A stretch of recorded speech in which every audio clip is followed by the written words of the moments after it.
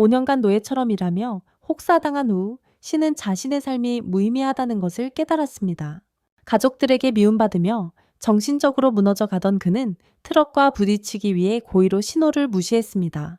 그 순간 비참한 삶에 종지부를 찍기 위해 트럭훈을 끌어안았습니다. 그의 비참한 삶은 그렇게 끝났습니다. 하지만 그의 영혼은 혹한의 야생에서 버려진 아기로 환생했습니다. 하지만 한 늙고 더러운 노인이 그의 목숨을 구해주었습니다. 그의 부모에게 무슨 일이 있었는지 전혀 알지 못한 채로 말입니다. 그의 아버지는 한때 그 나라의 영주였고 농민들의 흉년을 도왔습니다. 가뭄으로 농사가 망칠 때에도 말입니다. 하지만 올리베리아는 제국을 노예와 기근에서 해방시켰음에도 불구하고 뚱뚱한 왕비는 대공과 다른 귀족들의 음모에 휘말렸고 그들은 그가 그들의 나라의 왕이 되기 전에 그를 없애려고 꾸몄습니다. 며칠 후 그는 귀족들로부터 수도에서 마침내 그를 황제로 즉위시키고 싶다는 편지를 받았습니다. 하지만 그 추악한 계집년이 그 말을 듣자 다른 자들이 수도에서 그를 암살하려고 모의하고 있다고 걱정했습니다. 그럼에도 불구하고 그는 자신이 한때 세상에서 가장 위대한 악마 사냥꾼이었다는 것을 상기시켜주며 그녀를 위로했고 그래서 그는 여정을 떠났습니다. 그 후 몇 주 동안 그들의 마을에서 여성들이 납치되기 시작했고 한 경찰관이 여성들에게 올리베리아 경이라는 비밀을 밝혔습니다. 그들을 노예로 팔아넘겼을 가능성이 높습니다. 마을 전체가 그들의 이야기에 속아 넘어갔죠. 이 모든 것이 가짜 경찰의 함정이라는 것을 깨닫지 못하고 가짜 경찰의 함정이었던 거죠. 그래서 다음날 아침 그들은 올리베리아의 마차에서 납치된 여성들을 발견했다고 주장했고 그의 실종 후 실종된 모든 여성들을 찾았다고 했습니다. 실종 후에요. 마을 전체가 격분했고 그의 뚱뚱한 아내와 함께 그의 집 앞에 나타나자 그들은 모든 분노를 쏟아내 집을 불태워버렸습니다. 그날 밤 올리베리아는 수도에서 돌아왔는데 왕이 왜 빈민가 스타벅스에서 자신을 만나지 않았는지 궁금해했습니다. 하지만 자신의 저택이 불타는 것을 보자 그는 집으로 달려갔고 죽은 아내의 시체를 보았습니다. 아내의 시체를 보고 말이죠. 마을 사람들은 모두 그에게 아내들을 납치하고 노예로 삼았다며 소리쳤고 군경이 그들을 구해줘서 기뻐했습니다. 하지만 올리베리아는 그들에게 그들의 더러운 세상에는 경찰 따위 존재하지 않는다고 일깨워 주었습니다. 그래서 그는 누가 그들의 계획 뒤에 있는지 깨닫고 웃으며 일어섰습니다. 자신이 그들의 제국을 구하기 위해 평생을 바쳤건만 그들이 자신이 사랑하는 유일한 것을 죽였음을 깨달았습니다. 단 하나 사랑하는 것을 말이죠. 그들을 노려보며 그는 인류를 모두 죽이겠다고 맹세했습니다. 악마의 힘이 자신을 집어삼키도록 내버려 두고 악마로 변신한 최초의 인간이 되겠다고 말입니다. 악마가 나타나 거대한 폭발로 그들의 도시 전체를 쓸어버렸습니다. 하지만 신은 기적적으로 죽은 어머니의 몸에서 태어났고 늙은이에게서 차가운 눈 속에서 구조되었습니다. 그 후 몇 년 동안 그는 마지막 공기 조종사가 되었고 금지된 공허 저장 시스템까지 해제했지만 자신의 능력을 숨기고 평범하게 보이기로 했습니다. 그럼에도 불구하고 멀리는 신이 다른 세계에서 환생한 것을 알고 있었습니다. 주문을 외우지 않고 마법을 부릴 수 있는 유일한 인간이었기 때문입니다. 하지만 평범한 손자를 두고 싶어 스스로에게 계속 거짓말을 했습니다. 하지만 추하고 역겨운 늙은 여자가 위험한 것을 사냥했다고 그에게 소리를 지르기 시작했습니다. 멧돼지라고 했지만 그는 그녀가 이미 멧돼지처럼 생겼으니 자신은 두렵지 않다고 말했습니다. 멀리는 그에게 못생긴 할머니에게 더 친절하라고 했지만 그의 삼촌은 자신이 이제 검술 훈련을 더욱 어렵게 만들어야 한다는 것을 깨달았습니다.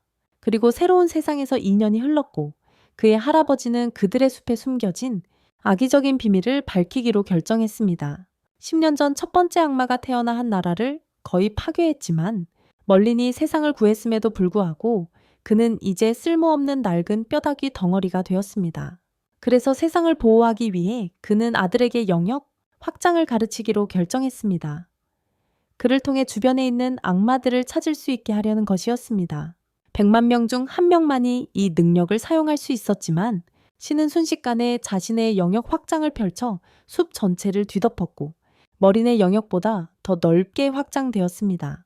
머리는 그의 기운에 이상한 점을 감지했지만 신은 숲속 깊은 곳에 악마의 존재를 감지했고 그것이 계속해서 동물들의 시체를 먹어치우자 신은 이미 악마를 찾아냈습니다. 하지만 신이 검을 뽑자 머리는 그에게 물러서라고 소리쳤지만 신은 계속해서 돌진했습니다.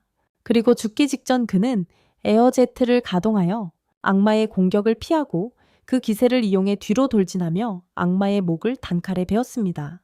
단 한 번의 일격에 이것은 머린이 처음으로 악마가 한 방에 죽는 것을 본 순간이었고 그는 어떻게 검과 부츠에 마법을 걸었는지 궁금해했습니다. 그날 밤 잠든 머리는 그를 자신의 손자처럼 생각했고 멜린다도 같은 생각을 했지만 진실을 밝힐 때가 되었다는 것을 알았습니다. 그래서 다음날 마이클과 검술 훈련을 마친 후 머리는 그에게 이야기할 필요가 있다고 말했고 자신이 그의 손자가 아니라고 밝혔습니다. 머리는 어머니의 죽은 몸에서 어떻게 태어났는지 몰랐지만 자신의 부모가 누구인지 전혀 몰랐다고 말했습니다. 그럼에도 불구하고 그는 신이 그 말을 듣고 슬퍼하지 않는 것을 이상하게 생각했지만 신은 항상 그를 아버지처럼 존경해 왔기 때문에 다른 누구도 필요 없다고 말했습니다. 그 못생긴 쓸모없는 놈보다 5년 후 그의 가족은 그의 15번째 생일을 축하하기 위해 모였지만 이제 그 세계에서 어른이 된 그였기에 머리는 그들에게 자신의 능력의 범위를 보여주기로 결심하고 다른 곳에서 하기에는 너무 위험했기에 그들을 황야로 데려갔다. 다른 곳에서는 위험했기 때문이다. 정신 나간 바보들 무리가 그를 똑바로 쳐다보자 멜린다는 그가 왜 그들의 아들을 아왕으로 만들었는지 궁금해하며 그의 몸속 힘의 근원을 밝히라고 소리쳤다. 그 힘의 근원을. 하지만 그는 그처럼 강력한 몸을 얻는 과정을 비밀로 유지하고 싶었다. 그것은 그가 세계 최고의 체중 감량 프로그램에 등록했기 때문이었다. 여러분의 건강과 웰빙을 최우선으로 하는 브랜드 HMS는 현실적인 접근 방식으로 여러분이 꿈꿔왔던 몸매를 달성할 수 있도록 도와줍니다. 면허를 소지한 전문가들과 무제한으로 상담할 수 있으며 HMS는 여러분의 상황에 맞춰 맞춤형 체중 감량 프로그램을 제공하고 체중과 습관을 추적하여 건강을 유지하도록 돕습니다. 건강 관리를 위한 추적 시스템도 제공합니다. 그리고 고저처럼 멋진 몸매를 빨리 만들어서 평생 혼자 지내는 대신 드디어 여자친구와 이야기하고 싶은 분들을 위해 HIMS의 복합 GLP-1 주사는 첫 달에 평균 11.01파운드 감량을 돕습니다. 망설이지 마세요. HIMS 체중 감량 프로그램에 등록하여 원하는 몸매에 한 걸음 더 다가가세요. 여자들을 끌어들여서 이 세계 주인공보다 쉽게 침대로 데려올 수 있어요. 이 세계 주인공보다 말이죠. 게다가 HIMS는 업계에서 가장 접근성이 좋은 가격을 제공합니다. FDA 승인을 받은 공장을 운영하면서도 말이죠. 경구 약물 키트는 10개월 플랜으로 월 유일부부터 시작하고 복합 GLP-1 주사는 12개월 플랜으로 백음리슈오부터 시작합니다. 지금 바로 나의 설명란 링크를 클릭해서 나에게 맞는 플랜을 시작하세요. 그리고 진짜 애니메이션 주인공이 되는 여정을 시작하세요. 드디어 더 매력적이 될 거고 2명의 여자친구가 당신이 약하고 못생기고 역겨운 바보라서 바보들에게 빼앗기는 걱정을 안 해도 돼요. 신 같은 놈. 바보들의 의회가 다시 한번 모이자 그들은 깨달았다. 신의 힘은 국가의 군대를 파괴할 만큼 강력했고 전쟁까지 일으킬 수 있었다. 그 때문에 데스는 머린에게 신을 마법 아카데미에 입학시켜 달라고 요청했지만 머린은 그가 신을 자기 나라에 편입시키려 한다고 생각했다. 하지만 신이 자기 나라가 무슨 뜻인지 묻자 데스는 자신이 정체를 숨기고 있었다는 것을 밝히며 자신이 그들의 나라의 왕이라고 고백했다. 국왕이라고? 마이클은 기사단장이었고 데스는 계속해서 머린이 자기 나라의 영웅이며 마지막 순간에 자신의 목숨을 구해주었다고 밝혔다. 멜린다와 함께 그녀는 쓸모없는 늙은 할망구가 되기 전에는 엄청난 미녀였고 함께 악마를 물리쳤지만 그의 시체는 결코 발견되지 않았습니다. 그 말을 듣고 신은 그들이 한때 함께 파티에 있었다는 것을 왜 몰랐는지 의아해했습니다. 하지만 크리스는 그들이 사실 부부였다고 밝혔습니다. 몇 주 후 신은 수도로 가는 길에 있었지만 그들이 멀린의 저택에 도착했을 때 문이 열리며 그를 시중들 하인들이 나타났습니다. 그를 모실 하인들과 집사들이었습니다. 하지만 멀린은 이것이 데스의 계략임을 깨닫고 신에게 그들이 그의 헛소리를 처리하는 동안 마을을 탐험하라고 말했습니다. 그들이 그의 헛소리를 처리하는 동안 신이 가게들을 돌아다니며 처음으로 무언가를 사려던 참이었는데 수도를 둘러보다가 모든 좋은 일이 일어나는 골목길 하나에서 길을 잃고 말았다. 그때 이세계물 전개가 펼쳐지려는 두 여자애들의 목소리가 들렸고 신은 그 못생긴 놈들이 그들을 괴롭히는 거냐고 물었다. 하지만 중독자들이 그에게 달려들자 그 녀석은 다음 해결책이 너무나 절실해서 몸을 떨었다. 그런데 신을 때리려 하자 신은 공격을 피하고 그중 2명을 쓰러뜨렸고 3번째 놈의 칼을 손으로 부수고 기절시켰다. 첫 번째 미녀가 어떻게 단검을 부러뜨렸냐고 묻자 그러자 그는 자신에게는 그녀를 위해 다른 단검을 준비하기 전에 그는 인생 최대의 사건을 겪고 꿈꿔왔던 여자를 만났다는 걸 깨달았습니다. 그리고 자신이 꿈꿔왔던 여자를 찾았다는 것을 깨달았습니다. 몇 분 후 카페에서 마리아는 그에게 자신들을 구해줘서 고맙다고 말했고 빅테이츠 맥기 시칠리아인을 소개했습니다. 그가 시칠리아인의 손을 잡으려 하자 그녀의 감정의 둑이 무너지기 시작했습니다. 하지만 마리아가 그녀를 놀리자 그녀는 그의 손을 잡고 그 순간 절정에 달했습니다. 바로 그때 마리아는 그들이 마법 아카데미에 지원하고 있다고 밝히며 현명한 자와 마법 황후를 만나고 싶어 했고 특히 그들의 신비로운 아이에게 정복당하고 싶어 했습니다. 하지만 신의 순결한 엉덩이는 그를 알아보기도 전에 떠나버렸고 공공장소에서 옷을 벗었어요.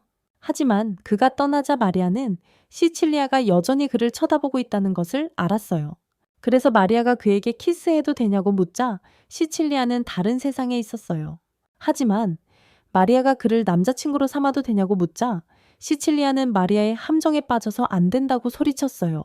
그를 보고 심장이 두근거렸다고 고백했지만 마리아는 다른 무언가가 그녀를 두근거리게 하길 원한다는 것을 알았어요. 시칠리아는 그를 보고 심장이 두근거리기 시작했다고 고백했지만 마리아는 입학시험 당일 신은 다시 시칠리아를 볼 수 있을지 궁금해했어요. 시칠리아를 다시 볼 수 있을까요? 그가 게시판을 확인하려던 순간 쓸모없는 패배자가 그에게 비키라고 명령하기 시작했습니다. 옆으로 비키라고 했습니다. 신이 그의 무가치한 얼굴을 무시하자 그 패배자는 그를 밀치려 했지만 신은 그의 팔을 비틀었습니다. 그 중독자가 화가 나자 자신의 이름이 쿠르트이며 라이트츠베르크 백작의 후계자라고 말했습니다. 하지만 그가 신을 해치겠다고 위협하자 또 다른 놈이 나타나 권력을 과시하는 것은 왕실 칙령에 어긋난다고 말했습니다. 그 이후로 그는 쿠르트가 왕실에 의해 처벌받을 수 있다고 말했습니다. 하지만 그 바보가 사과하기로 하자 아우구스트는 그에게 떠나라고 말했습니다. 저 망할 놈이 마약쟁이 같은 추한 놈을 데리고 사라졌어. 어거스트가 신에게 자기소개를 했어. 하지만 신은 그의 성이 어레 가문이라는 것을 알고 그가 킹 데시움의 아들이라는 것을 깨달았어. 아들. 어거스트는 자신의 신분을 숨기고 싶어 했지만 신은 그들이 사촌이나 다름없다는 것을 알았어. 사실상 사촌이었지. 하지만 마리아는 신이 왕자와 친한 이유를 궁금해했고 시실리아는 신이 누구인지 의심하기 시작했어. 신의 정체를 의심하기 시작했지. 입학시험 1차가 시작되자 학생들은 필기시험을 풀기 시작했어. 필기시험을? 하지만 실기시험에 들어가자 강사는 그들에게 최선의 마법으로 표적을 줘주나라고 말했습니다. 첫 번째 학생이 시험을 치르자 신은 자신의 또래 마법사를 보게 되어 흥분했습니다. 나의 또래에 다른 바보가 시도하자 신은 그들의 주문이 얼마나 오글거리는지 미쳐가고 있었습니다. 하지만 다른 학생들이 계속 쓸데없는 말들을 외치자 신은 언제 자신이 정신병원에 등록했는지 궁금해했습니다. 자신의 차례가 되자 강사는 그에게 힘을 조절하고 훈련실을 파괴하지 말라고 경고했습니다. 며칠 후 신과 어거스트는 시험에 합격하여 절친이 되었습니다. 하지만 신이 관리자에게 신분증을 제출하자 관리자는 그의 정체를 알아챘습니다. 그래서 유니폼과 교재를 건네주면서 그것들이 방어 마법이 걸려있다고 경고하며 다시 마법을 걸지 말라고 했습니다. 하지만 그날 밤 신에게 빛이 가려진 것에 분노한 쿠르트는 신이 시험에서 부정행위를 했을 거라고 생각하며 그의 존재를 지우기로 결심했습니다. 말소하기로. 한편 집에 돌아온 신은 유니폼에 다시 마법을 걸기 시작했습니다. 그래서 방어 마법과 충격 흡수 마법을 해제하면서 그는 자동 치유와 절대 흡수 마법으로 덮어섰어요. 겨우 성공하자 마법이 통했다며 소리를 질렀어요. 하지만 멜린다가 그를 말리려고 뛰어들자 그가 방금 마법의 법칙 자체를 깨뜨렸다는 걸 깨달았어요. 다음 날 입학식에 도착했을 때 멜린다는 신에게 그의 다시 마법을 부린 유니폼에 대해 아무에게도 말하지 말라고 경고했어요. 하지만 다른 가족들이 멀린과 멜린다를 알아보고 그들에게 달려들기 시작했어요. 얼마 지나지 않아 그들은 호란 안에 도착했어요. 하지만 신이 계회사를 하도록 호명되었을 때 세실리엔과 마리아는 그가 영궁의 손자라는 것을 깨달았어요. 하지만 신이 연설하는 동안 그의 못생긴 얼굴은 커트를 더욱 화나게 만들 뿐이었습니다. 더욱 화나게 했습니다. 다음날 수업이 끝난 후 마리아는 신에게 세실리엔이 자신의 지방 권력을 이용해 협박하는 스토커에게 괴롭힘을 당하고 있다고 말했습니다. 협박하고 있다고 말했습니다. 신이 그 녀석이 어디 있는지 묻자 커트는 그녀의 이름을 고함치며 다른 남자와 왜 이야기하는지 따졌습니다. 커트가 그녀를 끌어당기려 하자 신은 그의 손을 쳐내고 무슨 일이 있어도 그녀를 보호하겠다고 약속했습니다. 절박해진 커트는 세실리엔이 자신의 약혼녀라고 소리쳤습니다. 하지만 세실리엔이 이미 그의 청혼을 거절했다고 밝히자 그에게는 더 이상 방법이 없다는 것을 깨닫고 그녀를 떠나라고 말했습니다. 그는 그녀의 아버지가 그의 상관이었기 때문에 그녀의 무가치한 아버지를 국에서 해고하겠다고 위협했습니다. 그의 아버지는 그의 상관이었습니다. 하지만 아우구스트는 그에게 그만하라고 소리치며 그의 무례함을 왕에게 알리겠다고 말하고 이 일을 잊고 싶다면 사라지라고 했습니다. 그의 무례함을 왕에게 알리겠다고 말하고 이 일을 잊고 싶다면 꺼지라고 했습니다. 하지만 그가 떠난 후 신은 그가 분명히 돌아올 것이라고 생각했고 그래서 아우구스트는 무슨 일이 있어도 그녀를 보호하겠다고 맹세했던 것을 상기시켜 주었고 그 때문에 그녀의 감정이 폭발했습니다. 그녀를 보호하기 위해 신은 그들을 자신의 집으로 데려가겠다고 제안했고 아우구스트가 그러자 줄리어스와 토르가 호위로 따라오겠다며 나타났습니다.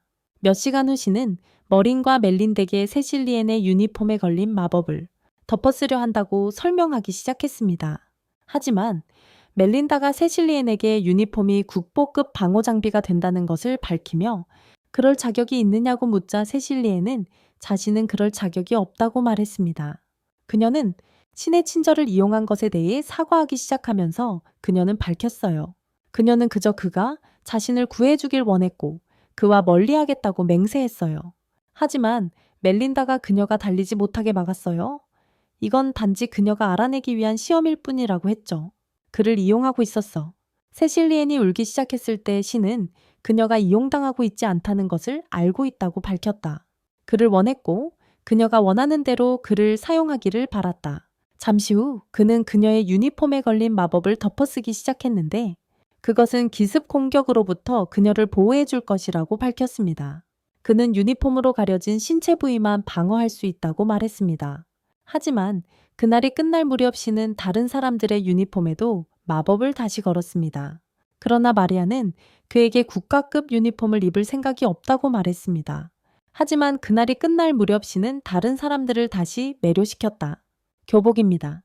하지만 마리아는 그에게 국가대표급 유니폼을 입을 생각이 없다고 말했다. 보호장비. 포털을 열고 신은 자신이 자란 오두막으로 그들을 데려갔지만 순간이동을 했다는 것을 깨닫자 다시 수도로 돌아왔다. 그들은 순간이동을 했다는 것을 깨달았고 그는 그들을 다시 수도로 데려왔다. 그의 힘의 유일한 제약은 그 장소들을 방문해야 한다는 것이었지만 마리아의 그가 얼마나 강력한 힘을 가지고 있었는지 상상하자 머리가 터질 것 같았어요. 다음날 아침 신이 세실리엔과 마리아를 학교에 데려다주는 길에 주변에 부정적인 마법이 느껴지지 않는다는 것을 깨달았다. 하지만 세실리엔이 자신을 데리러 집까지 오게 해서 미안하다고 사과하자 신은 그녀에게 절대 위험에 처하게 두지 않겠다고 말했다. 위험에 처하게 하지 않겠다고. 학교에 도착하자 오거스트는 자신을 애워싼 여자아이들을 눈치챘지만 수업 시작 전에 셋이서 했을지도 모른다는 생각을 하는 순간 신이 그에게 자기야말로 처녀처럼 보인다고 말했다. 바로 그때 알프레드 선생님이 오셔서 학교를 둘러보게 해준 후 마법 능력에 따라 다른 학습 그룹으로 나뉘어야 한다고 설명했다. 어떤 그룹도 신에게는 쉬울 거라는 걸 깨달은 오거스트는 신에게 자신만의 학습 그룹을 만들 것을 제안했고 최고의 거포인 그 애니 캐릭터는 기꺼이 그룹에 참여하겠다고 말했다. 그리고 알프레드 선생님은 그들이 이미 5명이 되었으니 그룹을 만들 수 있다는 것을 깨달았다. 그리고 알프레드는 그들이 이미 5명이 되어 그룹을 만들 수 있다는 것을 깨달았다. 그가 그들의 지도교수가 되어주겠다고 제안했습니다. 그래서 세실리에는 신에게 자신이 아는 해부학 지식을 모두 가르쳐 달라고 간청했습니다. 그날 밤 라이츠버그가 쿠르트를 부르며 소리 지르기 시작하자 그는 자신이 왕으로부터 소환장을 받았다며 그의 권위를 함부로 행사한 것에 대해 질책하기 시작했습니다. 하지만 쿠르트는 자신이 특별하다고 생각하며 자신은 평민들과 똑같이 대해서는 안 된다고 말하기 시작했습니다. 그리고 그는 계속해서 권력을 남용하겠다고 아버지에게 말하면서 일어나는 모든 일에 대해 신을 비난했습니다. 쿠르트가 제정신이 아닌 것을 깨달은 라이트스버그는 그를 바닥에 쓰러뜨렸고 그를 무능하다고 벌하겠다고 말하면서 경비에게 저 녀석을 가둬.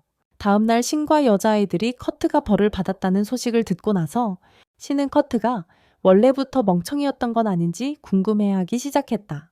하지만 줄리어스가 그가 항상 그랬던 건 아니라고 말하자 토르는 그들이 같은 중학교를 다녔다고 밝혔다. 그리고 그가 스트롬이라는 수상한 선생과 어울리기 시작하면서 커트가 변하기 시작했다고 설명하자 그 선생은 스트롬이라고 했다. 그는 전학온 마법 선생님이 사실 제국에서 추방당한 자라고 말했다. 그가 스트롬은 항상 눈에 안대를 하고 다녔다고 말을 이어가자 그는 눈이 멀어야 한다고 말했지만 신은 그 이름이 왜 그렇게 익숙한지 궁금해했다. 그의 아버지에 대해서 한편 소름 돋는 선생님은 쿠르트의 집에 도착했습니다.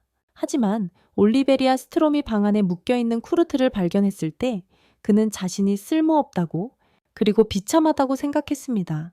하지만 쿠르트는 여전히 화가 나 있었고 신이 자기 여자를 훔친 멍청이라고 말하기 시작하자 스트롬은 그의 몸에 악마의 기운을 채워넣으며 신에게 복수하라고 말했습니다.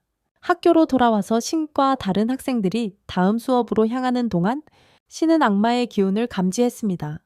하지만 그가 덤불 쪽을 보니 멀리서 쿠르트가 숨어 있는 것을 발견했습니다. 다른 이들이 그를 알아채자 쿠르트는 불을 뿜어 그들을 없애려 했다. 하지만 신이 장벽으로 막아냈기에 불길이 그의 몸을 거의 태워버릴 뻔했다. 엄머미. 하지만 그는 마리아와 세실리엔에게 마법을 유니폼에 집중시키라고 말할 수 있었다. 즉시 쿠르트는 그의 장벽에 또 다른 불꽃을 뿜었다. 하지만 신이 막아내자 그들은 그의 손이 타버린 것을 알았다. 다행히 그의 유니폼에 걸린 자동 치유 마법이 그를 치유하기 시작했다. 하지만 신이 쿠르트가 사실 그들을 죽이려 했다고 말하자 아우구스트는 자신이 살인 미수로 체포될 것이라고 말했다. 그들의 눈앞에서 쿠르트는 엄청난 어둠의 기운을 뿜어내기 시작했고 그것은 그의 주변 땅. 하지만 신이 자신이 악마화되었다는 것을 깨달았을 때 그의 몸은 목뼈가 모두 부러질 때까지 계속 꿈틀거렸습니다. 목뼈가 모두 부러졌습니다. 마물로 변신을 완료하면서 신은 어거스트에게 다른 사람들과 함께 안전한 곳으로 가라고 말하며 자신이 혼자서 커트를 막겠다고 했습니다. 그래서 그들이 간 후 신은 자신이 맞서 싸울 수 있다는 것을 깨달았습니다. 그들이 간 후에야 신은 방역할 수 있다는 것을 깨달았습니다. 하지만 커트가 그를 향해 달려오자 신이 간신히 피한 거대한 불덩이를 뿜어냈습니다. 간신히 피했습니다. 다시 돌격하려 할 때 신은 자신의 불꽃으로 그를 공격하기 시작하여 결국 그를 쓰러뜨렸습니다. 하지만 쿠르트가 일어서서 신에게 죽으라고 소리치자 신은 마무리 어떻게 말을 하는지 의아해했다. 하지만 쿠르트는 그저 그를 끝내려고 필사적이었다. 즉시 그는 엄청난 양의 불꽃을 뿜어 그의 주변을 폭발시켰다. 방어막 주변을. 하지만 신은 무사히 피했고 번개로 그를 공격하여 온몸을 거의 태워버릴 뻔했다. 쿠르트가 고통을 느낄 수 있다는 것을 깨닫자 신은 그를 마물에서 되돌릴 수 있을지 궁금해하기 시작했다. 원래대로 돌릴 수 있을지. 하지만 쿠르트가 쉽게 피하는 화구를 날리기 시작하자 그 미치광이는 천천히 해. 그가 폭발을 일으키기 위해 마력을 모으기 시작하자 신은 번개 공격으로 그를 막으려 했습니다. 하지만 장벽에 튕겨져 나갔습니다. 엄청난 마법이 학교 전체를 날려버릴 것을 깨달은 신은 자신의 초음파 진동을 사용했습니다. 그래서 그는 제트 분사기를 작동시켜 쿠르트에게 돌진하며 공격을 피하고 깔끔하게 그의 목을 베었습니다. 하지만 그를 죽이는 것이 옳은 일이었는지 고민하며 죄책감이 그를 짓눌렀습니다. 옳은 일이었을까요? 바로 그때 친구들이 도착했습니다. 하지만 시칠리아인이 부상 여부를 확인하기 시작하자 마리아는 그가 어떻게 혼자서 악마를 물리쳤는지 궁금해했습니다. 몇 시간 후 스트롬은 모든 것을 지켜보고 있었습니다. 하지만 그는 자신의 실험을 성공으로 여겼고 마침내 자신의 아들을 찾게 되어 기뻤습니다. 신이 집에 도착했을 때 그들은 데시움 왕이 그를 기다리고 있었다는 것을 깨달았습니다. 그리고 왕의 경호원들은 신이 악마형 생물을 처치한 공로로 1등급 훈장을 받을 것이라고 발표하기 시작했습니다. 하지만 멀린이 데시움이 자신을 정치적으로 이용하려 한다고 생각하기 시작하자 데시움은 몇 년 전 악마를 처치한 후 그들이 받았던 것과 같은 상이라고 설명했습니다. 악마를 물리친 지 몇 년 후에 받았던 상과 같다고 했습니다. 그리고 그 소식이 온 도시에 퍼졌으니 그는 신에게 동등한 공로를 치하하는 것이 마땅하다고 생각했습니다. 그의 말에 일리가 있다고 생각한 멀리는 상을 허락하기로 했습니다. 그의 말에 일리가 있다고 생각한 멀리는 상을 수여하는 것을 허락했습니다. 하지만 데시움이 신을 이용하려다 한다면 수도를 떠나겠다고 위협했습니다. 며칠 후 신 마리아 시칠리아가 거리를 걷고 있는데 모든 소녀들이 그들의 새로운 영웅을 알아봤습니다. 그리고 그들이 그의 검으로 자신의 속을 꿰뚫는 것을 바라면서 그들은 과연 그가 그럴지 궁금해했습니다. 옆에 있는 못생긴 여자가 그의 여자였어요. 바로 그때 신은 그녀를 모든 언론에 끌어들인 것에 대해 사과하기로 결심했어요. 하지만 시칠리아가 괜찮다고 말하자 그녀는 자신이 그의 곁에 있겠다고 말했어요. 하지만 신은 그 말을 듣고 자신이 그녀에게 똑같은 말을 했다는 것을 깨달았어요. 똑같은 말을요. 한편 카를로스와 알트라는 두 명의 보안국 수사관이 데모노이드 사건을 조사하고 있었어요. 그리고 카를로스가 쿠라야트가 악마가 되기 전에 중학교 선생님의 방문을 받았다는 사실을 밝히자 알트는 그를 신문할 것을 제안했어요. 그를 신문하자고요? 그들이 스트롬의 방에 들어가자 남자들은 자신들을 소개했습니다. 하지만 그들이 스트롬이 감각 마법을 사용하는 것을 알아채자 알트는 그가 정말로 맹인인지 의아해했습니다. 하지만 그가 학생들에게 마법을 가르친다는 사실이 밝혀지기 시작하자 스터디 그룹에서 그는 자신의 학생 중 한 명에게 무슨 일이 있었는지 배웠는지 궁금해했다. 그래서 스트롬이 그렇게 말했다는 것을 밝힌 후 그는 결코 상상하지 못했다고 말했어요. 쿠르트가 악마화될 것이라고는 상상도 못했습니다. 스트롬이 실수로 말을 실수하자 알트는 그에게 쿠르트의 시신을 조사하도록 초대하기로 결정했습니다. 커트의 시신에 대해 그들이 전문가팀을 구성하려고 했다고 말하고 있었다. 그가 어떻게 데모노이드가 되었는지 밝혀낼 수 있었어요. 하지만 그가 알트를 따라 터널을 걸어가면서 왜 여기서 시체를 조사하려는 건지 의아해했다. 시체를 말이다. 하지만 알트는 그들이 어려운 상황에 처해 있다고 말했다. 그 순간 기사와 마법법사 군대가 그들을 포위했다. 그래서 알트가 스트롬에게 그를 체포하려자 한다고 말하기 시작하자 그는 자신이 앞서 실수했다고 설명했다.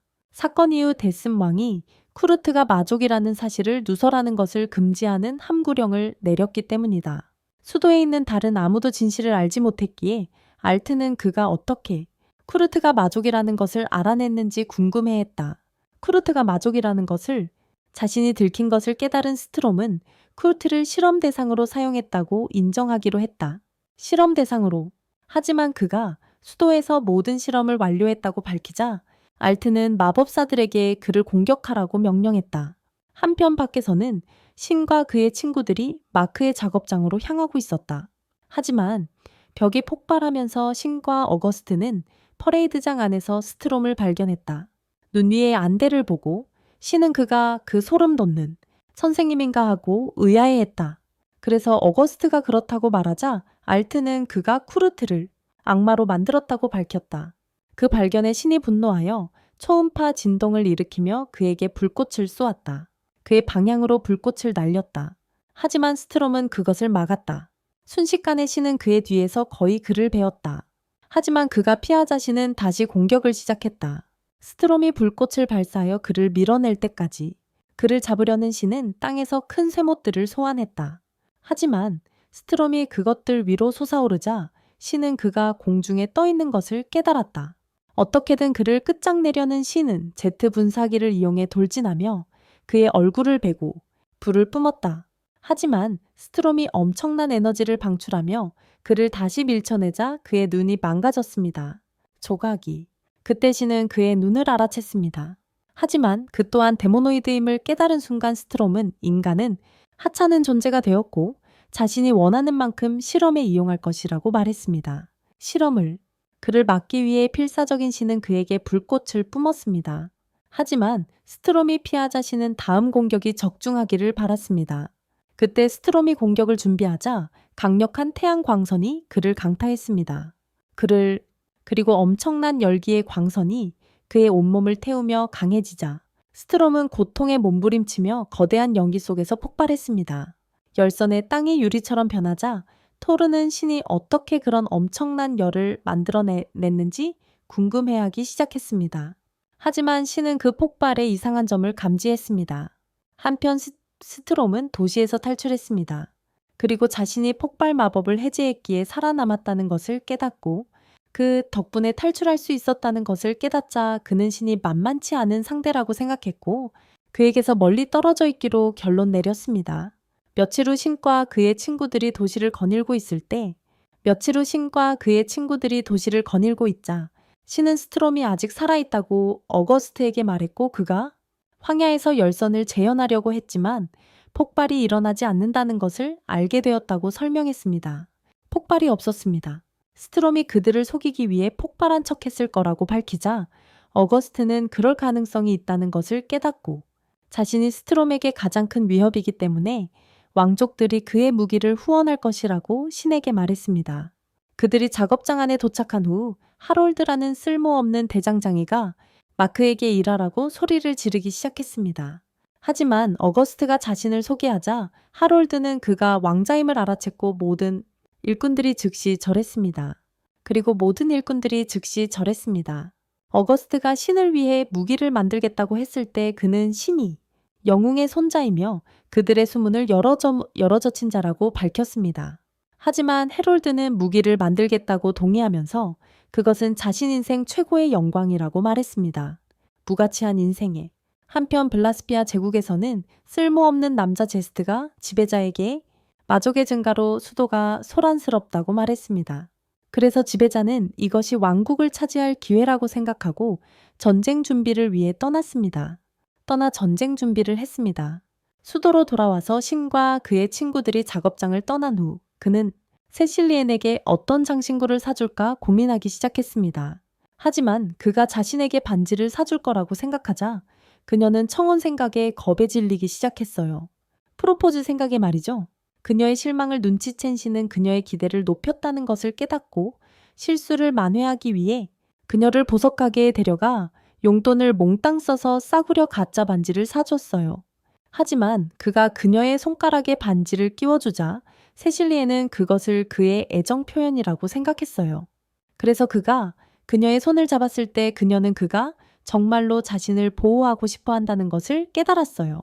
그의 애정 표현이라고 생각했죠. 그래서 그가 그녀의 손을 잡자 그녀는 그가 정말로 그녀를 지키고 싶어 한다는 것을 알았어요. 며칠 후 성에서 신은 그의 명예상을 받으러 궁전으로 소환되었어요.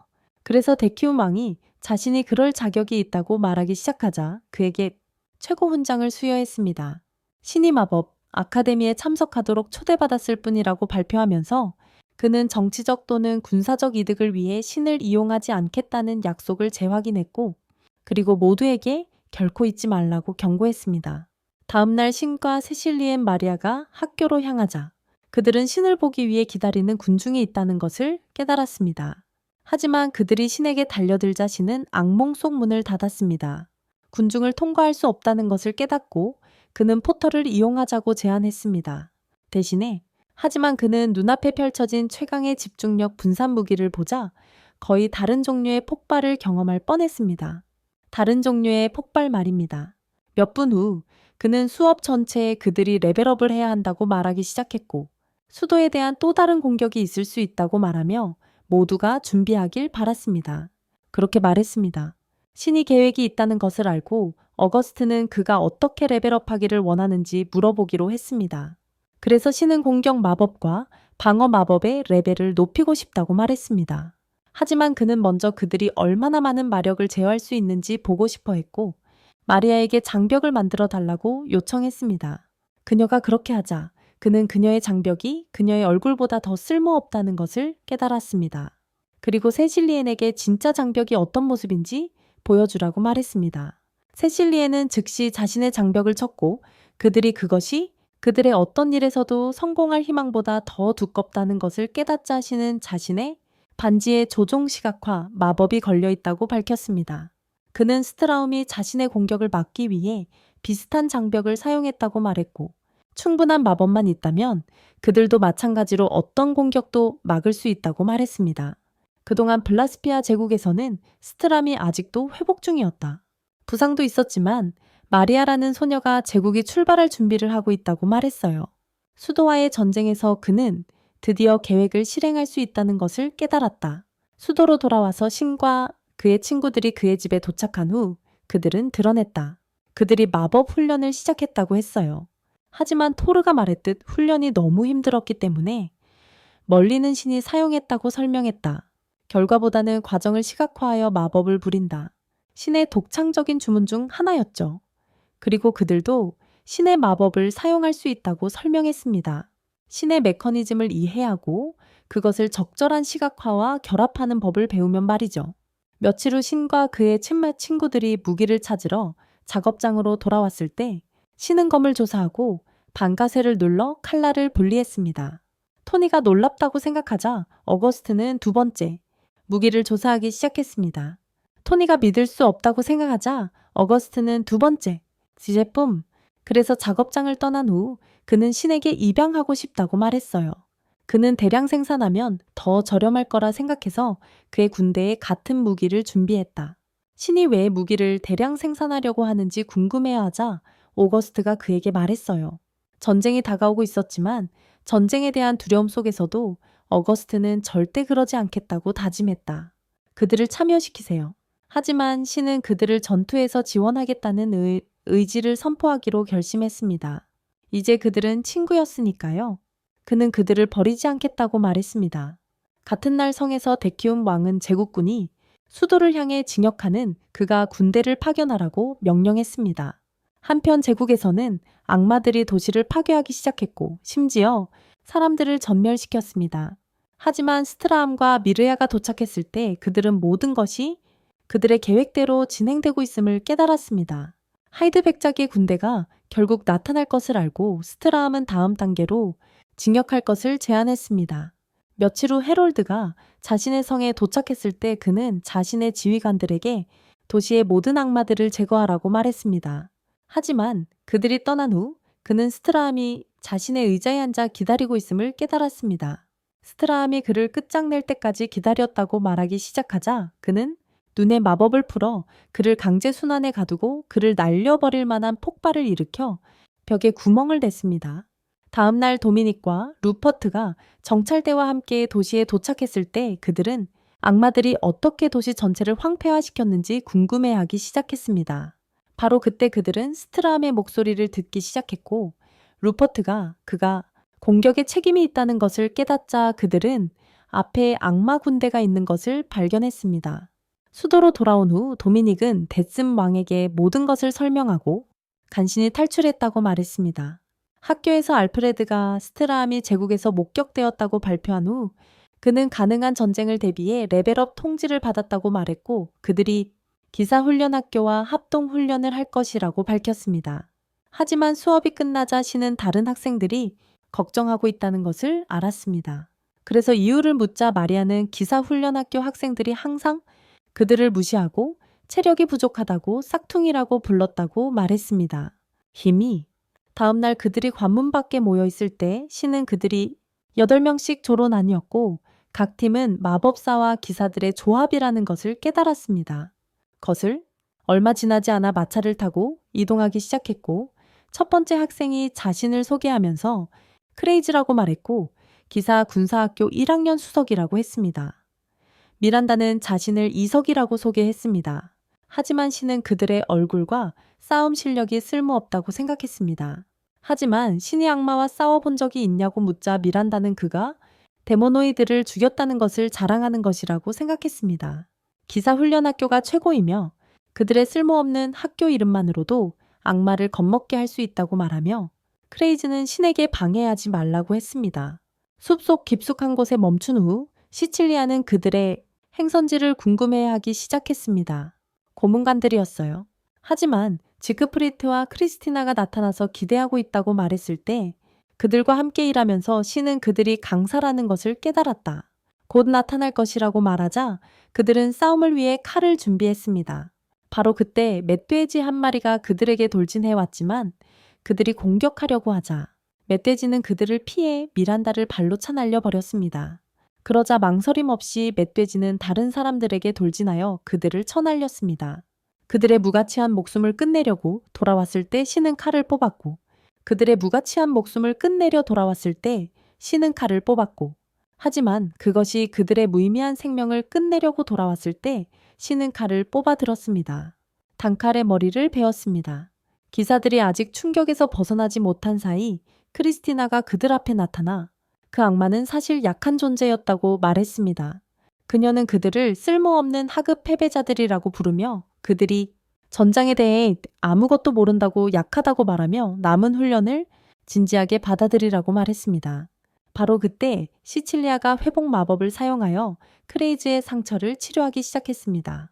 하지만 소년들은 그녀의 거대한 음모를 눈치채고 그녀의 환심을 살려고 크레이즈는 그녀를 위한 길을 만들기 위해 덤불을 치웠고 룬은 그녀를 연못 너머로 업어주겠다고 제안했고 켄트는 그녀가 자신의 물을 마실지 궁금해했습니다. 그들이 그녀에게 반하면서 신은 그들을 모두 죽게 내버려 둘 거라고 후회했다. 바로 그때 지크프리트가 새로운 악마에 대해 경고했지만 신이 탐색 마법을 걸자 사실 악마의 무리가 있다는 것을 알게 되었다. 그 순간 룬과 미란다가 그들 쪽으로 달려왔고 그들이 수백 마리의 악마가 접근하고 있다고 밝히자 신은 그것을 처리하겠다고 나섰다. 지크프리트가 허락하자 크리스티나가 모두에게 그의 뒤에 서라고 명령했다. 그래서 신이 실력을 뽐낼 준비를 하며 압축 수소를 이용해 파란색 화구를 만들었고 산소로 강화하자 그들은 S급 재앙을 알아차렸다. 그들에게 달려들었다. 하지만 신은 엄청난 에너지 폭발을 일으켜 악마들을 날려버렸고 그것은 숲 전체로 퍼져나갔다.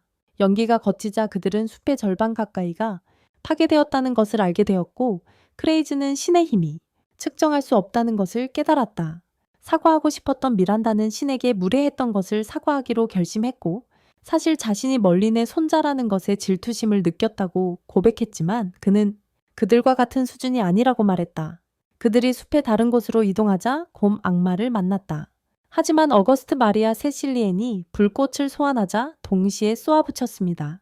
동시에 말이죠. 기사들이 돌진하자 신은 장벽으로 크레이즈를 보호했지만 그 몸을 꿰뚫자 미란다는 그것을 제거하기 위해 날아갔습니다. 괴물이 죽자 세실리엔이 와서 다시 소년들을 치료했습니다. 그래서 그녀가 회복하기 시작하자 그들을 회복시키기 시작했습니다. 크리스티나는 그룹이 검과 마법을 조율하는 법을 배우기 시작했다는 것을 깨달았습니다. 그리고 마법을요?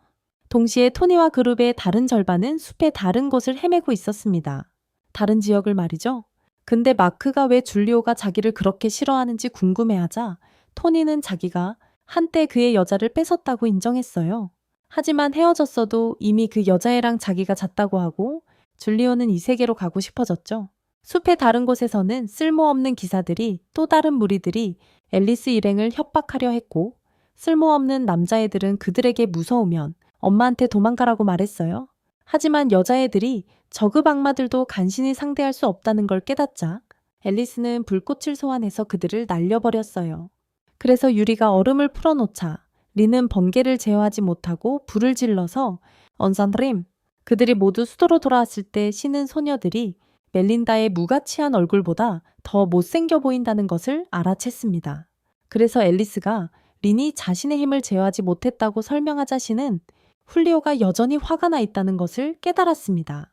몇 주 후 소녀들이 황야에서 훈련하는 동안 어거스트는 모두가 나아지고 있다는 것을 깨달았습니다. 하지만 그가 그들과 이야기하겠다고 하자 그는 마족들이 제국을 휩쓸고 다니고 있으며 그들이 모든 도시와 마을을 파괴했다고 말하면서 모든 귀족들이 몰살당했다고 말했습니다. 데모노이드가 증가하기 시작하면서 오거스트는 그들이 결성해야 한다고 말했다. 그들에 맞서기 위한 연합을 결성했고 그들이 누구인지 밝혔을 때 공격할 때마다 곱셈이 되면서 신은 스트롬이 점점 더 강해지고 있다는 것을 깨달았다.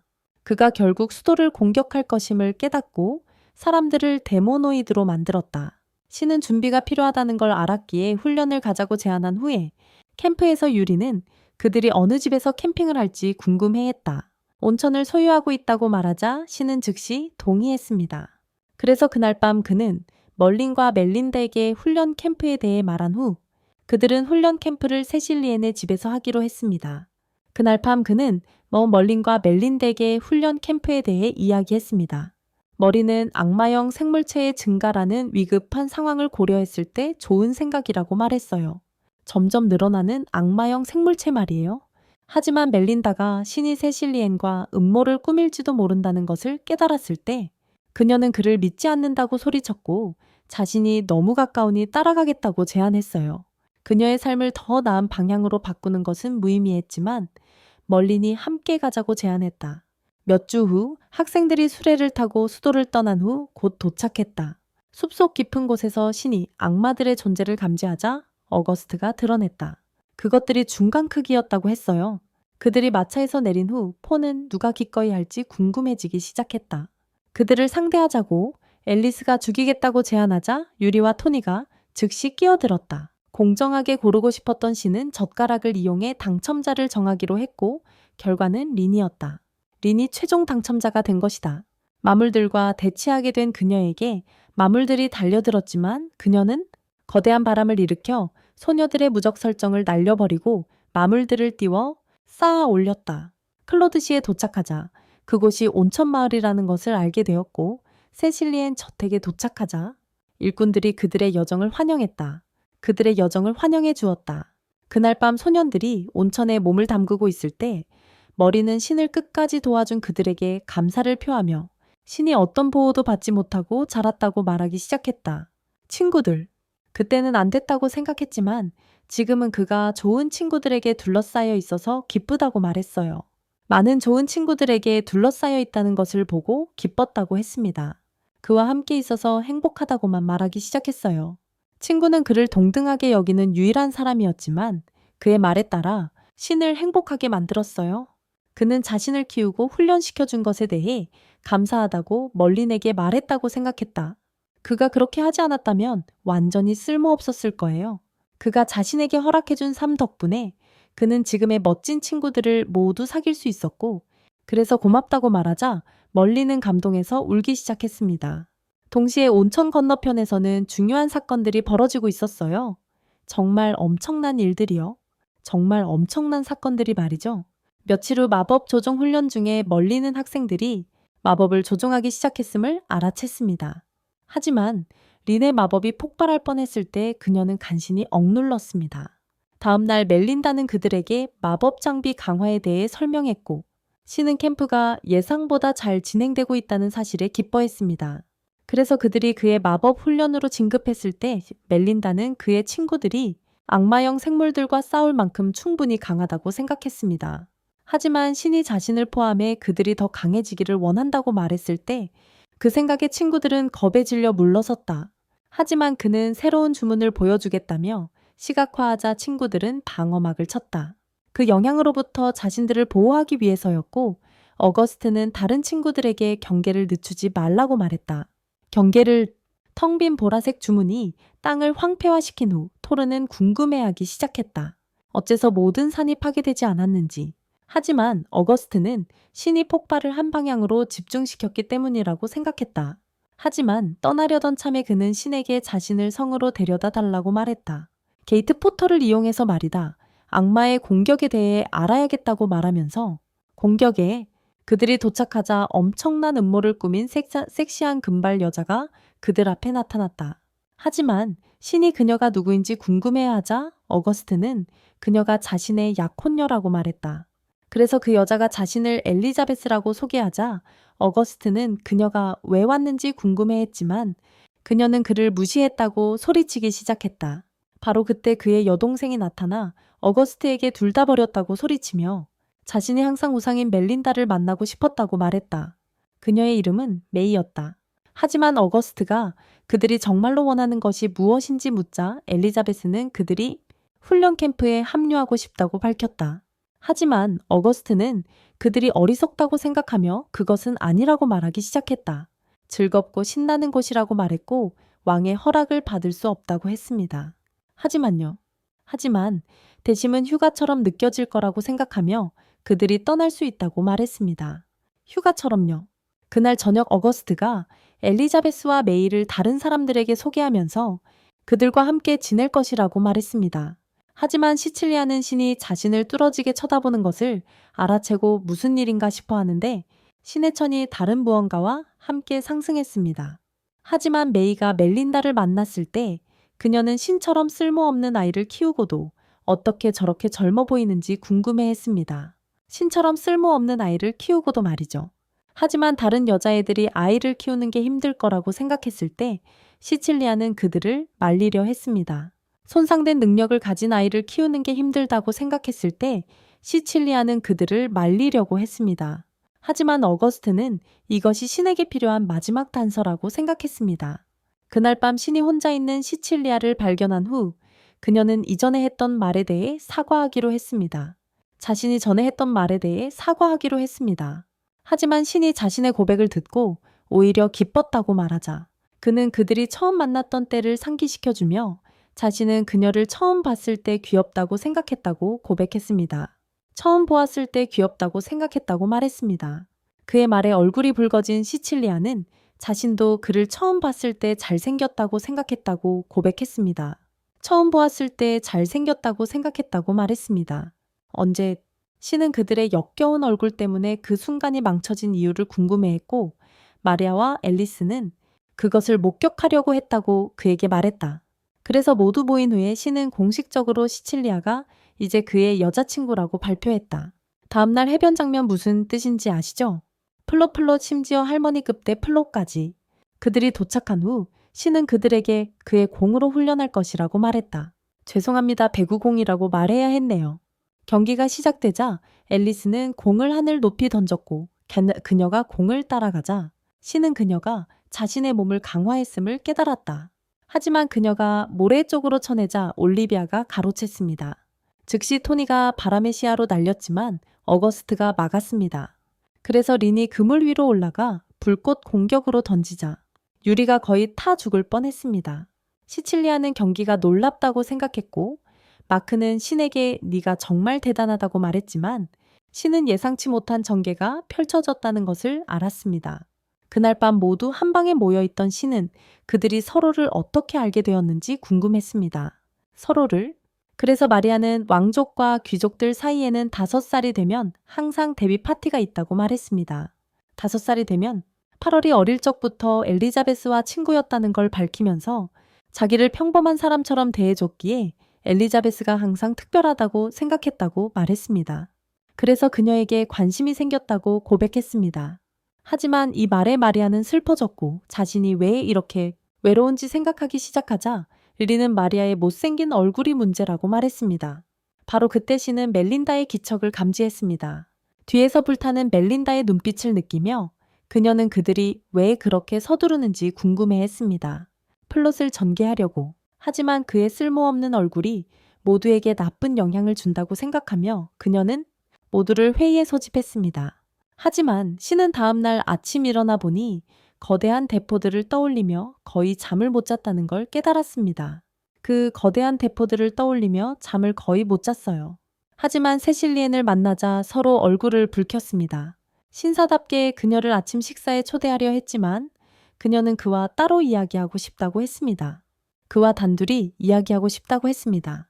밖으로 나가자 세실리에는 그에게 자신의 가족을 만나게 해주고 싶다고 설명했고 신은 그들과 마주할 때가 왔다는 것을 깨달았습니다.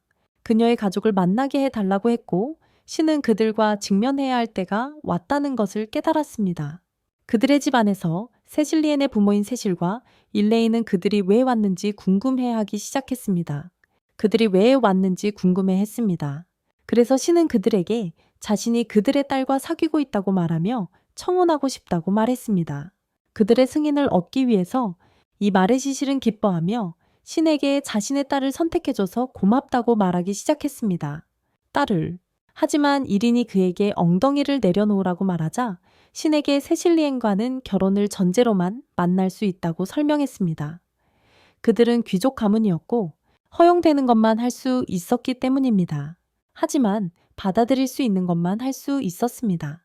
하지만 신의 엄격한 표정을 보고 이리는 그가 받아들일 의향이 있다는 것을 깨달았습니다.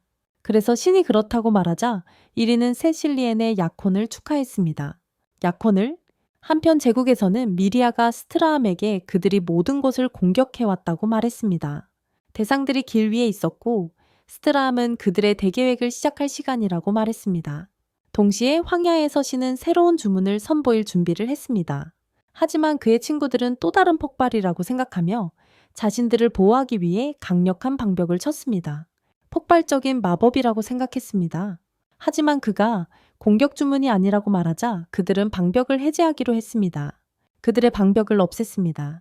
그들의 눈앞에서 신은 마법을 돌에 전이하기 시작했고 주문을 시전하자 돌이 공중으로 떠올랐습니다. 모두가 충격에 빠진 가운데 엘리자베스는 어떤 종류의 마법인지 궁금해하기 시작했습니다. 신이 부유, 마법이라고 밝히며 그가 어떤 주문을 사용했는지 설명했습니다. 무언가 떨어지는 것의 반대를 시각화하여 반중력 마법을 걸었습니다. 한 단계 더 높이려 결정한 그는 반중력 마법을 걸고 부유 마법을 사용하여 그들의 눈앞에서 떠올랐고 바람 마법을 사용하여 좌우로 이동했습니다. 실험 성공을 선언하며 착륙한 그는 세실리에는 자신의 남자가 놀라웠다고 생각했습니다. 밤에 신이 멀린과 멜린덱에 약혼했다고 말한 후 세실리에는 그것에 대한 책임을 지기로 했습니다. 하지만 멜린다는 이미 그 소식을 예상하고 있었기에 세실리엔의 부모님과 이야기해야 한다고 말했습니다. 소식이 공개되기 전에 그들이 도착했을 때 세실은 그들을 자신의 집으로 맞이했지만 멜린다는 그들이 중요한 것을 알리러 왔다고 말했습니다. 그래서 그들이 개인 방에 앉아 있는 동안 머리는 신이 사실은 자신의 손자가 아니라고 밝혔고 멜린다는 그들이 신이 자신의 손자라고 생각했기 때문에 그의 청혼을 받아들였을 것이라고 말하며 그들 사이에는 혈연 관계가 없다고 말했습니다. 하지만 세실은 그들에게 자신의 가족을 그렇게 낮게 생각하지 말라고 말하며 그들이 세실리엔을 소중히 여기고 항상 그녀의 안전을 위해 노력했기에 신과 딸의 약혼을 승낙했다고 밝혔습니다. 그들의 결정은 딸을 위한 배려에 근거한 것이었고 그래서 이린이 그것이 사실이라고 확인하자 멜린다는 오해한 것에 대해 사과했습니다. 그들을 잘못 생각했어. 동시에 세실리에는 자신이 신을 있는 그대로 사랑한다고 말하기 시작했고 처음 만난 날부터 그런 감정을 느꼈다고 고백했어. 세실리엔의 말에 신은 기뻐하며 그를 있는 그대로 받아들여준 세실과 에일린에게 감사를 표했고 세실리엔을 영원히 지켜주고 돌봐주겠다고 말했어. 며칠 후 신과 그의 친구들이 새 장비를 착용한 후 신은 그들이 스급 재앙 악마를 사냥할 것이라고 말했어. 그들이 충분히 강하지 않다고 두려워한 올리비아는 그들이 절대 그것을 물리칠 수 없다고 말하려 했지만 신은 그들이 생각보다 훨씬 강하다고 말했고 그들의 옷이 최고급 방어 전투 장비라고 밝혔어. 숲에 도착했을 무렵 세실리에는 악마의 존재를 감지하기 시작했고 그 크기가 엄청나다고 말했을 때 그들은 사자를 발견했습니다. 계획을 세우는 동안 신은 사자가 항상 느리게 움직인다고 설명했고 세실리엔이 원거리 공격을 제안하자 그는 그녀의 현명한 대답에 머리를 쓰다듬었지만 다른 이들은 질투했습니다. 바로 그때 사자 악마가 그들의 존재를 감지했지만 신이 공격 준비를 하라고 말했을 때 그들은 동시에 불꽃을 소환했습니다.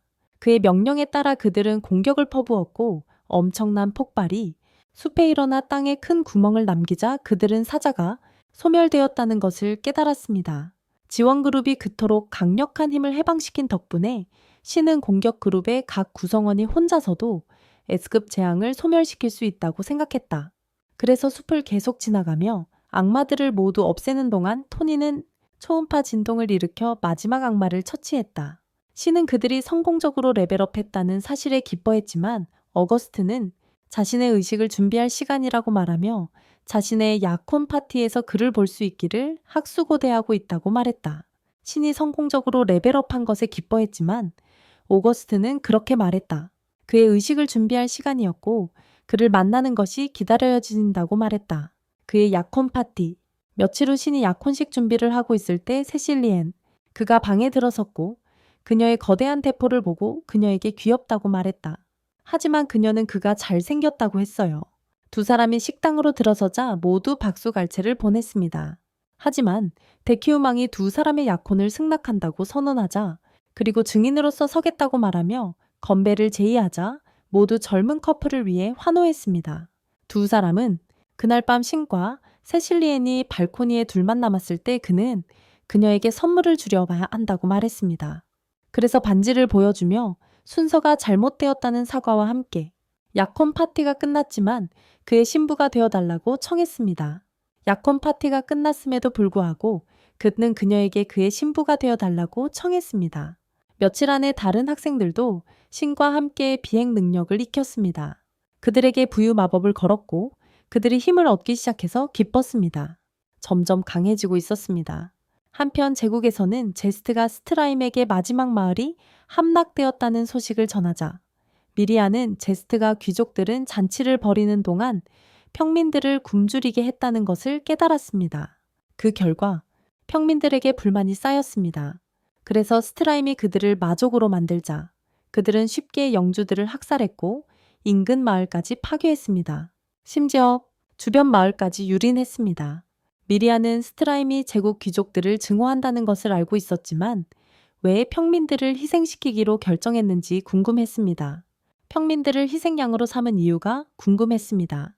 몇 분 후 스트라움이 악마 군단에게 연설을 시작하자 그는 제국을 파괴한 그들의 노고의 감사를 표했습니다. 하지만 제국을 유린하는 것이 자신의 유일한 목표였다고 말하기 시작하자 그는 더 이상 그들을 필요로 하지 않는다고 인정했습니다. 이 말에 화가 난 악마들은 왜 다른 도시들을 공격하고 심지어 세계를 정복할 수 없는지 궁금해하기 시작했지만 스트라움은 그들이 원하는 대로 하라고 말했습니다. 그의 결심이 굳었다는 것을 깨달은 악마 중 한 명인 파브로는 그에게 자신의 의도대로 행동하겠다고 말했습니다. 하지만 스트라움이 왜 그의 썩은 얼굴이 아직 여기에 있는지 묻자 파브로는 결심을 바꾸었습니다. 떠나. 하지만 대부분의 데모노이드들이 그를 따른 후 제스트는 그들을 보내는 것이 옳은 일인지 스트라임에게 묻기 시작했습니다. 하지만 스트라임이 이미 자신의 목표를 달성했다고 말하자 그는 그들이 원하는 대로 할 수 있다고 말했습니다. 무엇이든 미리아는 호기심을 억누를 수 없어 스트라임이 왜 제국을 증오했는지 묻기로 했습니다. 이전에 그가 한때 제국의 공작이었고 심지어 황제가 될 자리에 있었다는 것을 알게 된 후. 그래서 스트라임은 자신의 이야기, 즉 자신이 자리를 비운 사이 아내가 살해당한 이야기를 밝히기로 했습니다. 그가 어떻게 외지로 나가 인류 최초의 악마로 변신했는지, 그의 남은 목표는 이제 자신의 아들을 죽이는 것이었다. 제스트와 로렌스가 왕좌의 방을 나선 후 제스트는 그들이 스트라임에게 새로운 목표를 주어야 한다고 말하기 시작했다. 그래서 그는 로렌스에게 수도를 공격하라고 명령하면서 이것이 신을 개입시킬 것이며 아들의 등장이 스트라임에게 새로운 전쟁에 참여할 이유를 줄 것이라고 생각했다. 한편 수도에서는 어거스트의 선포식이 열리고 있었다. 디시움 왕이 다음 왕으로서 나라를 섬기고 보호할 것을 맹세하겠느냐고 묻자 어거스트는 왕국과 국민을 보호하기 위해 자신의 삶을 바치겠다고 맹세했다. 디시움 왕이 공식적으로 왕세자로 인정받았다는 선포가 있자 스웨이드 왕국에 마족이 나타났다는 것을 알리는 한 남자가 나타났습니다. 스웨이드에 하지만 근위병들이 그를 내쫓으려 하자 아우구스트는 그를 살려두라고 말하며 마족 출현 보고가 최우선 과제라고 말했습니다. 민심이 불안해지자 아우구스트는 모두에게 진정하라고 말하며 이미 마족에 대항하는 부대를 만들었다고 밝히고 신을 소개하기로 합니다. 그는 그들을 강하게 훈련시켰다며 이웃 왕국의 마족들을 전멸시킬 것이라고 말한 뒤 자신의 장비를 공개합니다. 그때 다른 이들은 망토를 벗었고 아우구스트는 신에게 자신의 연설을 하라고 했고 신은 왕국과 자신이 사랑하는 백성을 위협하는 모든 것을 완전히 멸망시키겠다고 맹세했습니다. 그것들을 위협하는 모든 것을 말이죠. 그래서 그는 망토를 찢어버리며 그들이 최고의 마법사들이라고 선언했고 모두를 공중으로 띄우는 반중력 마법을 시전하며 그들은 도시를 벗어났습니다. 도시를 벗어났습니다. 한편 스웨덴 왕국에서는 밤하늘의 불꽃이 치솟는 것을 보고 국경에서 온 신호라고 생각했고 그것은 악마형 생물의 공격에 대한 경고임을 깨달았습니다. 그래서 지도자는 민간인들을 대피시키라고 명령했습니다. 바로 그때 그들은 저 멀리 악마형 생물들의 군대를 발견했습니다. 그래서 그들은 저 멀리 악마형 생물들의 군대를 발견했고 마물들이 벽을 향해 폭발을 날렸고 장벽이 산산이 조각났습니다. 바로 그때 그들은 스웨덴 왕국을 발견했지만 안에서는 한 여자가 두 마물로부터 도망치고 있었고 마물들은 계속해서 그녀를 향해 폭발을 날리고 있었습니다. 결국 그들은 그녀 앞의 길을 파괴했지만 그녀가 그들에게 목숨을 살려달라고 애원하기 시작하자 쓸모없는 놈 하나가 그녀를 죽이겠다고 말하려 했지만 흙바닥에 나뒹굴었습니다.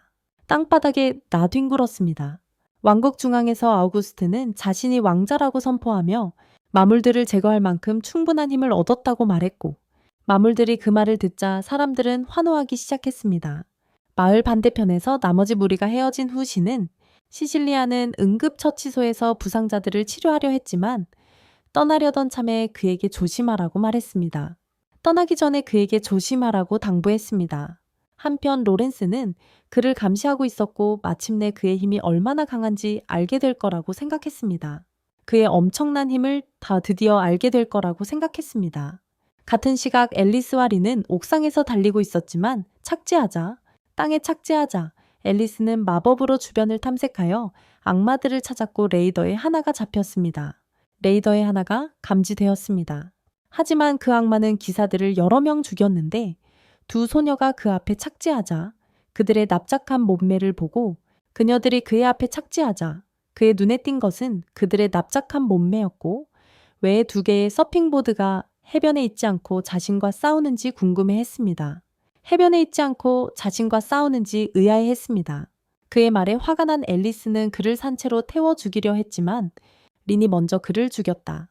그때 비명소리가 들렸고 그를 끝장내려고 공격을 퍼붓는 순간 앨리스와 린은 방어막으로 막아냈다. 그 바보는 도마 위의 시체들을 주방으로 돌려보내겠다고 말했지만 그 말에 앨리스는 다시 화가 났고 공격을 준비하는 순간 땅에서 불이 솟아올라 그를 죄로 만들었다. 동시에 골목에서 두 마리의 악마가 기사 한 명을 죽였지만 한 마리가 얼음 마법에 갇히자 다른 한 마리는 유리를 공격하려 했지만 토니가 순식간에 두 악마를 모두 죽였다.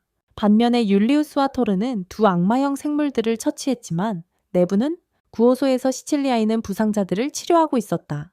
신이 주변의 악마들을 파괴하기 시작하면서 결국 큰 일이 일어났어요. 그가 어떻게 했는지 궁금해지기 시작했어요. 그는 매우 강했지만 손짓 한 번으로 그들을 전멸시켰다. 그 광경에 로렌스는 두려움에 휩싸였고 신이 어떻게 그것을 얻었는지 궁금해지기 시작했다. 그의 마법의 힘 때문에 그의 약점을 찾는 것은 불가능하다고 생각했다. 한편 어거스트와 마리아는 더 이상 데모노이드의 기척을 느끼지 못했지만 그녀가 그 지역이 이미 정리되었다고 말하자 파브로가 그들 앞에 나타났다. 어거스트가 왕자라는 것을 깨닫고 그는 그의 머리를 전리품으로 삼았다. 나머지 친구들은 그들의 리더가 죽었다는 것을 알게 되면 도망칠 것이라고 생각했기 때문이다. 그 사실을 알게 되자 마리아는 그를 속이려고 땅에서 폭발을 일으켰지만 그가 두 명의 남자를 방패로 이용하는 것을 알게 된 그는 그들에게 시체를 던졌고 마리아를 주먹으로 쳤다. 하지만 그녀의 장비가 고통을 완화시켰다. 그러나 그가 그녀를 잡자 파브로는 그녀를 벽으로 던졌다. 그럼에도 불구하고 그녀는 잔해 속에서 나왔지만 그가 그녀의 옷에 보호 마법이 걸려있는 것을 알아차리자 파브로는 가려져 있지 않은 그녀의 신체 부위를 공격하겠다고 말했고 그녀도 공격을 결심했다. 마리아는 그에게 불덩이를 던졌지만 폭발하자마자 계속해서 불덩이를 던졌다. 불덩이들을 연기가 걷히자 그녀는 그가 무사하다는 것을 깨달았고 그의 마법 장비를 보자 파브로는 그것을 마법사들에게서 가져왔다고 말했다. 마법사들에게서. 그것을 알아보자 마리아는 그것이 신이 스웨덴 왕국을 위해 만든 마법 방어막이라는 것을 알았다. 스웨덴 왕국을 위해. 하지만 그 약점을 알게 된 마리아와 아우구스트는 갈라섰다. 즉시 아우구스트는 그에게 번개를 떨어뜨렸지만 그가 방어막으로 그것을 막자 마리아는 다시 불덩이를 던지기 시작했고 결국 엄청난 폭발을 일으켰다. 장벽을 뚫고 파브로의 시체를 불태웠습니다. 하지만 그가 일어서려는 순간 어거스트가 그의 몸에 구멍을 뚫었고 그 순간 그를 죽였습니다. 왕궁 안에서 전투가 끝나가는 것을 깨달은 멀리는 개입할 필요가 없다고 말했고 멜린다는 모든 것이 끝나면 그들을 축하할 것이라고 말했습니다. 동시에 로렌스는 거의 모든 악마들이 죽었다는 것을 알고 신이 그들의 유일한 위협이 아니라는 것을 깨달았고 그들이 모두 없어지는 것은 시간 문제라고 생각했습니다. 한편 제스트는 왕국 밖에서 모든 것을 관찰하고 있었고 그가 그들이 쉽게 패배할 것이라고 예상하지 못했음을 인정하며 그는 깨달았다. 신의 힘을 측정하려던 계획이 실패했어요. 그럼에도 불구하고 그는 마리아에게 살아남은 데모노이드들이 도망칠 수 있도록 교란 작전을 펼쳐달라고 요청했습니다.